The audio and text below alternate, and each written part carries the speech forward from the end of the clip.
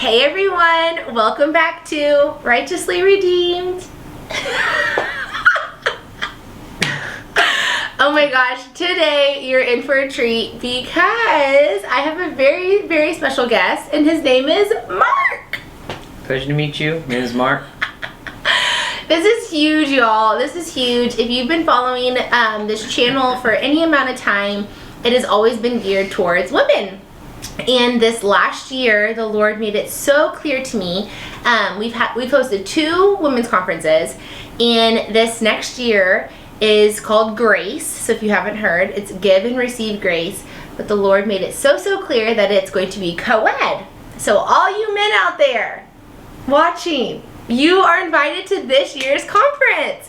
And I think that just shows how the Lord has truly healed and worked on my heart to trust and create friendships with the opposite sex, but just with clear boundaries, clear understanding, and just health within knowing that we're better together in the body of Christ and that God can use both men and women. So this is huge that Mark is here. I'm so excited. He's been putting up with me for about, what, a year now?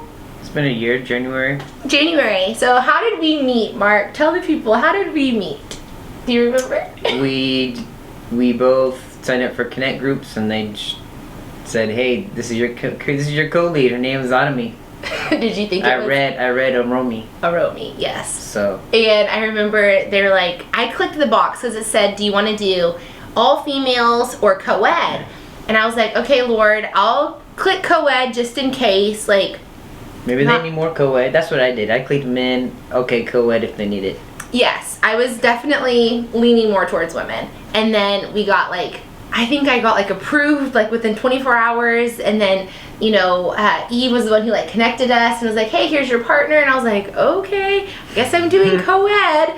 And this was a year I had stepped out of just a leadership role at a previous church as well. So it was just really hard for me to even have this faith walk back into leadership and just, church culture. And Mark has just made it such ease, such sweetness. And yeah, it was just really good. I remember the first Sunday, I don't know how I even saw your picture. It was on our Slack or something.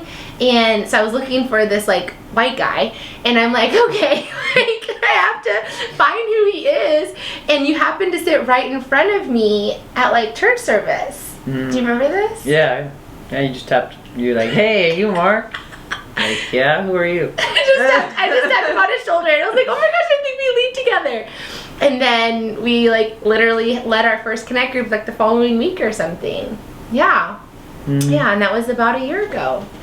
So any woman who's ever met Mark can agree. He's just a really good guy. He's a really good guy.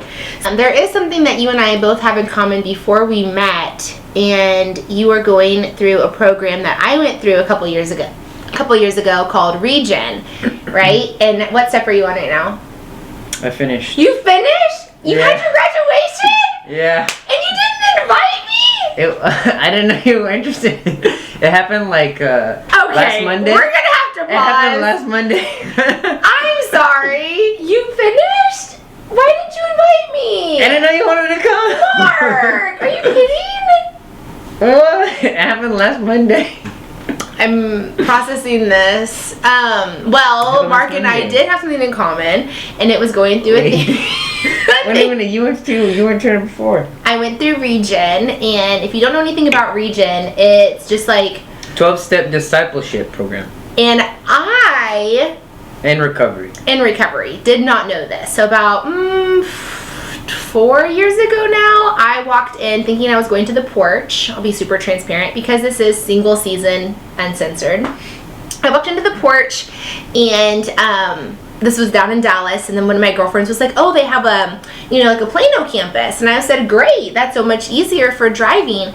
So then the next Tuesday I went, and I was so excited, and I was walking around looking for all the young people in their Bibles, ready to just serve the Lord and, just accept whatever comes. In my mind, my husband.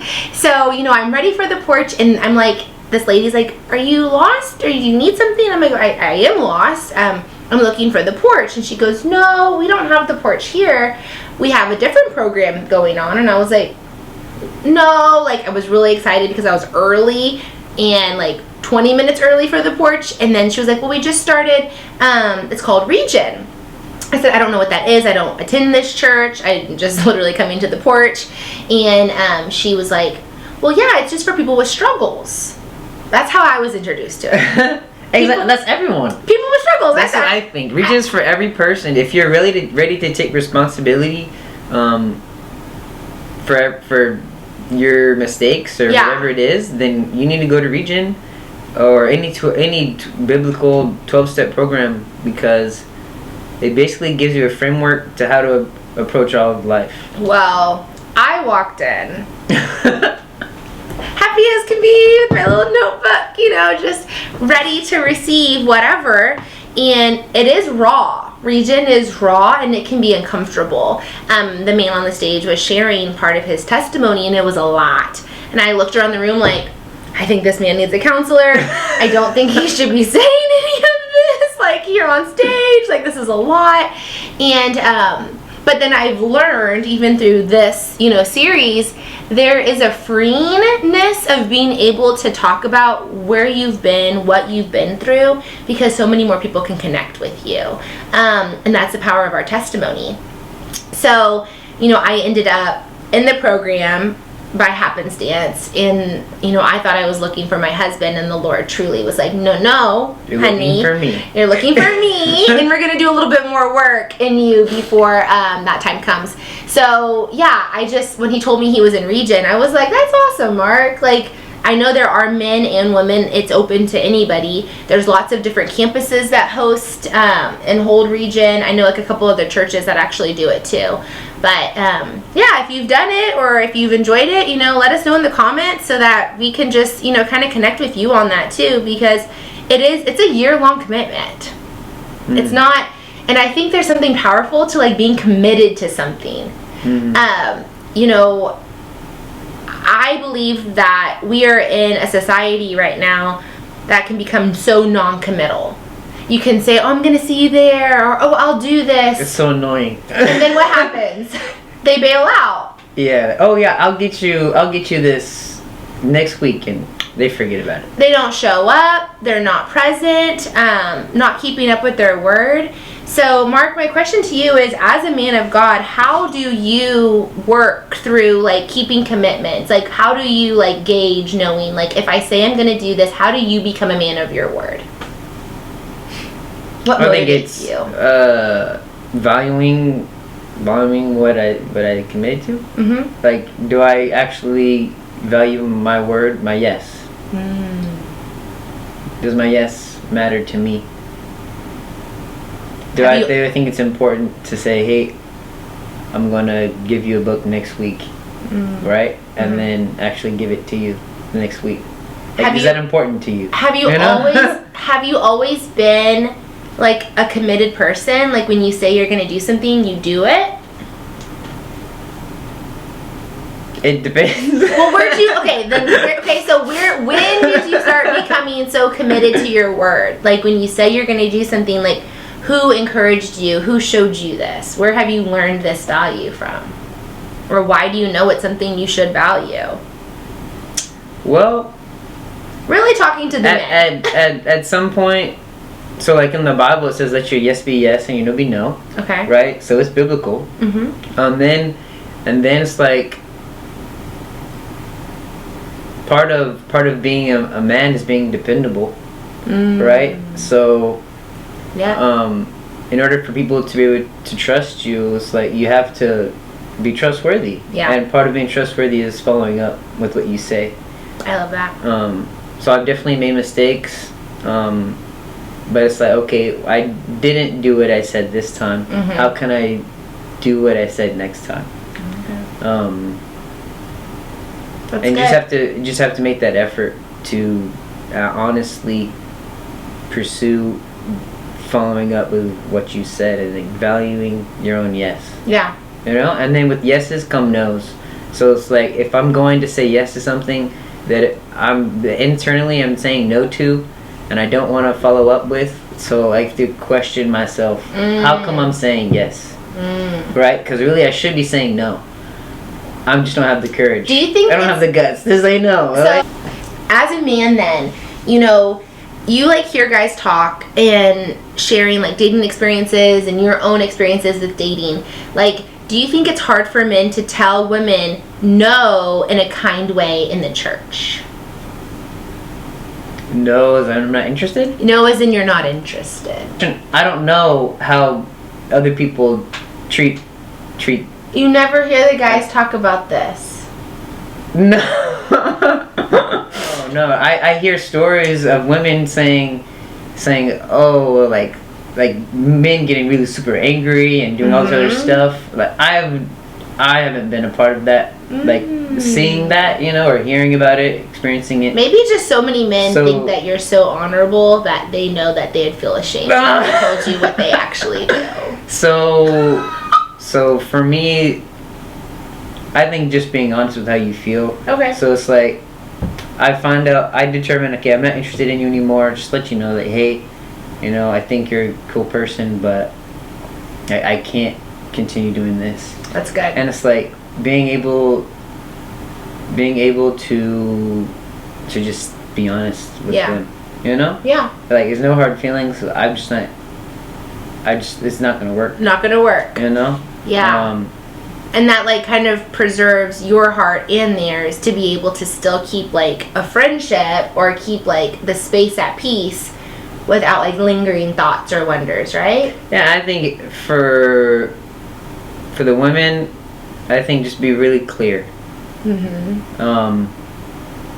Like let your no be no too, right? Okay, that's good. I like that. I like that. So even from a guy's perspective, I don't beat around. For me, I'm a very direct person. I don't know about the other people. I like to just tell me. Oh man. I like you just tell me. You're like, don't. This is good. I feel like a lot of women they beat around the bush.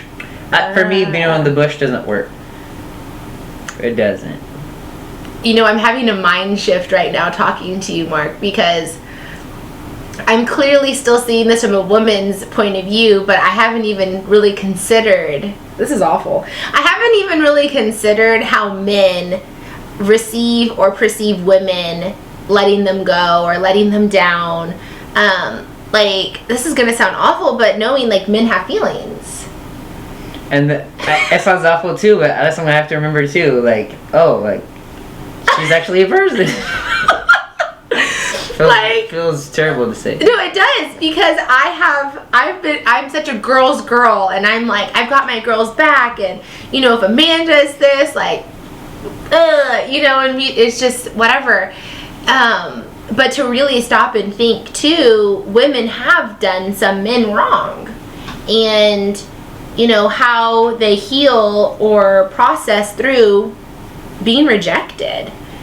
You know, I think that we can see from two completely different lenses rejection. I've been rejected by men. Have you been rejected by women? Yeah. And knowing that, like, even through our rejection, how do you keep having hope? By the way, Mark is single. So if we haven't even addressed that, you're single, never married, no kids. You're like, what, 29 years old, established young man, loving the Lord. But how do you continue to move forward even with rejection? How do you have hope for a future? Because you want to be married someday, right? Mm-hmm. Yeah. So how do you have hope even after rejection? Well, historically, it's been very tough. Okay. It's been very tough. But most recently, it's just realizing that, you know, rejection, like being able to be rejected without like paralyzing fear, is actually really healthy. Okay. So it's like, it's not only romantically but like everywhere. Like if I'm too scared to tell you no and I say yes, and I don't want to do it, like I was saying before, right? That goes, well, okay, well there's a boundary issue in me. I'm looking looking for something from you that I shouldn't be, right? Wow. So that's something I'm working on. Okay. Honestly, is like, how can I handle rejection really well? And I just haven't been able to do it. How do you maintain your confidence even through rejection and finding worth through Christ? It's been hard too. At least around that person. Well, because too, like, and then having coping mechanisms, because we know that some men, and I'm sure you're aware of this, like some men handle rejection like, well, on to the next, like just go find somebody else, you know, or go live like world's way. How do you stay in God's word and not turn to the world's way of rejection? I think so. Basically, my aim is to respond with grace and truth. Because that's what. So like in Psalm 25, it says the ways of the Lord are mercy and truth, and then in John, in chapter 1, like he says, Jesus came with grace and truth. You know. So for me, I'm trying. How can I live my life with grace and truth?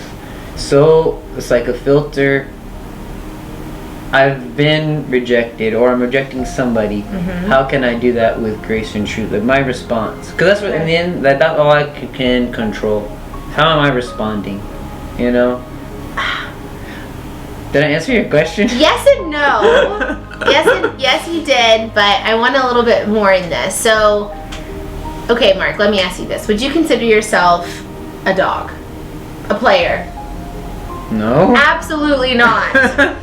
So, Mark is on Righteously Redeemed's YouTube channel because he is an honorable, good dude. Like, and I want to know, Mark, how do you continue to walk the straight and narrow as a man of God? How do you not go and start just dogging girls out and just living like the world? Because it'd be easy to go and manipulate or string on any type of girl. How do you not do that? How do you know not to do that? Why don't you do that?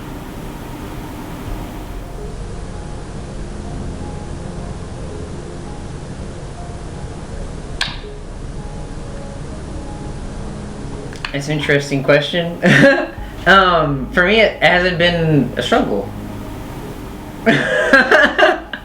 Because I know, like, I'm not looking for a relationship. Right? Elaborate. Because honestly, I've never been in one. Okay. So it's like, I'm not looking for a relationship. I'm looking for like a marriage. Like, who could I actually see myself with, right? For a while. And you don't, like, so I've never been in a relationship, so I don't miss one. Wow. And in the Bible it says, like, don't awaken love before it's time. So it's hard for me to miss something I've never had. Okay. Right? Even though I have that longing, like I do. Okay. Like there's a longing, and I think it gets worse not being in, like, a longing for it, longing for something you've never had. Got it. Right? So that's a different one than, oh, I've had this and now I miss it. That's a different. It is. It's a different Extremely feeling. different. It's a very different feeling. So for me, it's like, how can I manage that feeling? Right? I'm not looking for just any person. I'm looking for someone. He's looking for the person. Right? The so that's the thing. Like, I've never been in one, and that's okay. So with that, what are qualities that you look for in a godly woman from a male perspective? Oh. And this man serves all throughout church. I think for a godly woman, it's like how I guess, like, for me, I'm looking for them. Are they in church? Okay. Right? And are you in church? Are you in church? Are you doing more than just attending? All right? Because, come on, bring it. I mean, because for me, I'm trying to be in the church, right? Okay. So I would like someone that wants to be in the church too. So am I serving? Am I committed? Do I show up? You know, am I going? Doing more like this just before I get to know you, like what is your commitment to the house? Okay. Right? I mean, do you have any hesitations with dating? Are there any, like, fears that you have with wanting to pursue, or the steps to pursue, like a woman in church? Uncensored. Are there any hesitations? Yeah. What is The first one would be inexperience. Inexperience, okay. And then it would be rejection, right? Guys feel rejected. What does it feel like for a guy to be rejected? Or how does it feel from your perspective? We'll just do that because we're not going to generalize. Mark is his own person. How do you perceive, how do you like work through rejection? I guess for me, rejection, at first you can take it personally. And then I also, like, there's that sense of a loss.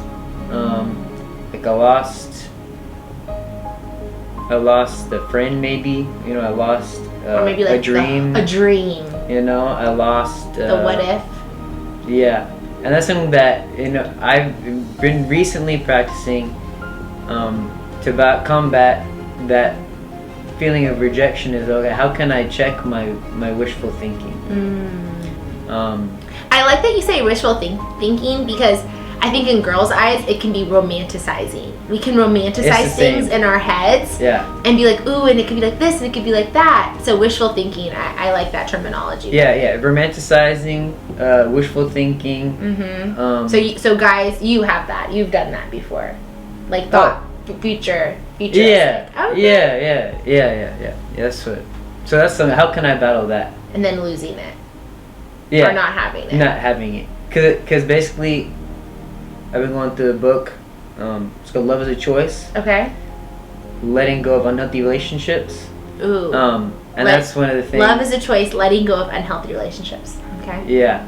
And that's one of the things. So, wishful thinking is characterized by what if-then thoughts. It's like, if I do this, then this will happen. You know.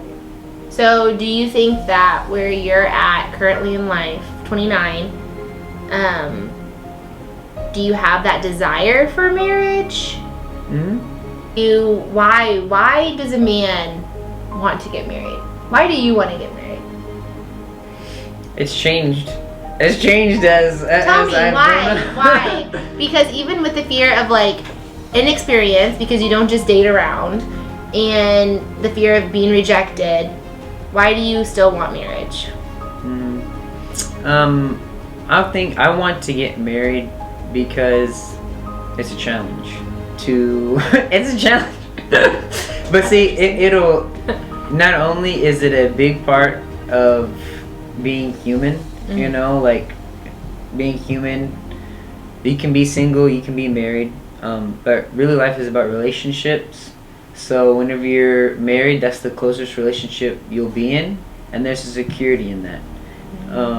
So I want to get married because like that will challenge me to do relationships well and like to love well, and then it's also an opportunity to trust somebody and be fully known by someone. And I think it's like a safe place. Okay. And then we do that together. So it's not only about me. I get to also be a safe place for someone else. That's sweet. And then as a Christian, like we're encouraged to like serve each other. Right? I went to a wedding and it was like, if you could, one thing if you're ever in competition with your spouse is to outserve each other. Yeah. And I love that. I loved that. Okay, Mark, this is another biggie question. As a single male in the church, do you have friends who are married? Yeah. How have you handled seeing your friends, guys, who have a desire for marriage get married? You have a desire for marriage. Do you ever get like a certain way, like a feeling of like, man, I want that? Or how do you combat walking in pace with the Lord and His timing for your future marriage? Do you struggle with that ever? From a guy's perspective? Because I know women Rarely. So how do you not become consumed or bothered by the idea of you're not married yet? I think don't make it about me. Be happy for my friend, right? Make it about, okay, something great happened to them. God bless them here. I have one friend, like, in his phone, like, they're married, and her name is God's gift, right? I think that's amazing, right? That's so sweet. Just rejoice for them, accept, like, learn from how he views this person in his life, and in the end, like, I have to trust God. Like, I'm different from them, and comparison is the root of all inferiority, I think. Yeah. So if I'm going to get caught up in, God gave him this and I don't have this, and those are just spiraling negative thoughts that don't benefit me or them. Because now how can I really be my friend with my friend if I'm harboring all this resentment? That's true. So just be happy, make it about them, celebrate. That's good. So what's something that you're doing in your single season that you feel like is preparing you for marriage right now? Yeah, so we talked about regen, right? Yep, regen. Go to a counselor once a month. Oh, okay, that's amazing. Really, lately I've been focused on how can I've been scared of being alone with God, like just me and Him. So what do you mean? So it's like, before I used to be like, okay, I need somebody else in my life because so you had a shift. Because I don't want, because like, what if it's just me? What if I'm alone? Right? But guys think this. Yeah. I mean, I did. I don't know about all guys. Well, I mean, I'm sure some men want like a woman to be able to like have a future with. And but now it's like, okay, well, really, I can be okay whether I get married or not, right? And it's up to me to accept that reality, right? So don't be afraid of being alone with God. Really, that's where I should start, because now if I'm alone with God and comfortable, and I'm looking to, this is something I'm learning, the Healthy Relationships course I told you about, John Bevere, Messenger X. Oh yeah. Healthy Relationships course, that's a plug. But basically, one of the things he says in that, Chip is the guy who does it, he's a pastoral counselor, he says, is to look to, run to, and rely on God.